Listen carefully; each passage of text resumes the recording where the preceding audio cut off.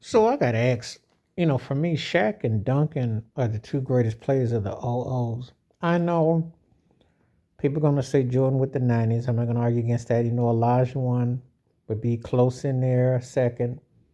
Isaiah Thomas can make a case for third with Carmelo and Barkley. And I know in the 80s you're going to say Magic and Bird. Well, if I can go two people in the 80s, and I can say two people in the O.Os. Because Shaq and Tim Duncan were my favorite two players of the O.Os. And to me, I know it might sound blasphemous to say this, but they were the Wilt and Russell of their era as far as that. Because if you got to think about it, you had to go through both of them to get your chip. So everybody going to come at me about, well, what about Kobe? What about Kobe?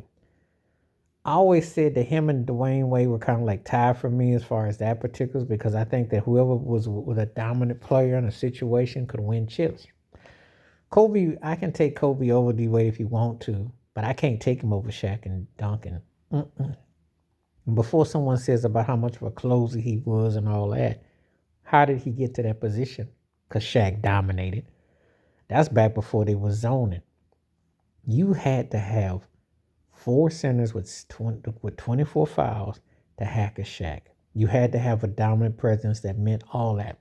That's why Shaq's dominance is, to me, Shaq is more closer in proximity to Russell, Kareem, and Chamberlain than Kobe is to Jordan because his dominance was more factor. It's not even close because you have to.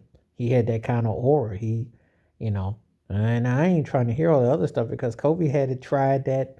He tried that part two and three. Remember, tried it with Andrew Bynum, and then until they got Paul Gasol, and they tried it with Dwight Howard.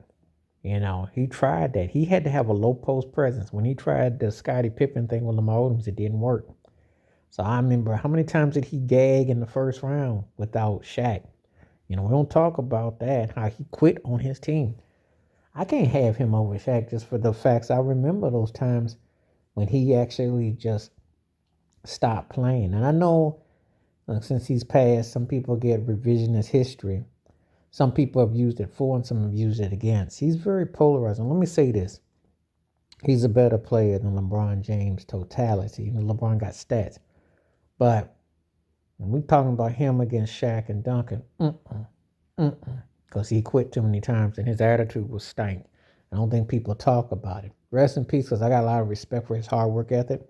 But if you listen to Allen Iverson talk, and he held Kobe in high regard, but he often said Shaq got in the way. That's who he worried about. He said there was no answer for him. And that's the bottom line. That's what it comes down to, who you had to go through. See, that's when it comes about the dubs. And then we ain't talking about the other stuff. We talking about Shaq got in the way. And as far as Tim Duncan, who's one of the most disrespected, don't get his totality. No, Kobe ain't seen no Tim Duncan. Duncan made everybody better than him. He took the baton from David Robinson. He showed Parker and Ginobili and Kawhi how to get it done. And reason why I say like they're like Wilt and Russell, because think about Phil Jackson and Greg Popovich. You had those are two most dominant franchises. They were winning chips left and right. So it was one of the two bigs that was going to dictate and levitate the whole thing. And when I talk about it, I don't know why Shaq and Duncan don't get put lumped with Chamberlain and Russell because when Shaq called that man the big fundamental, that's the most probably the greatest compliment you can give a player. Really, a player that really utilized his skill set and he really had no answer for what he was going to do.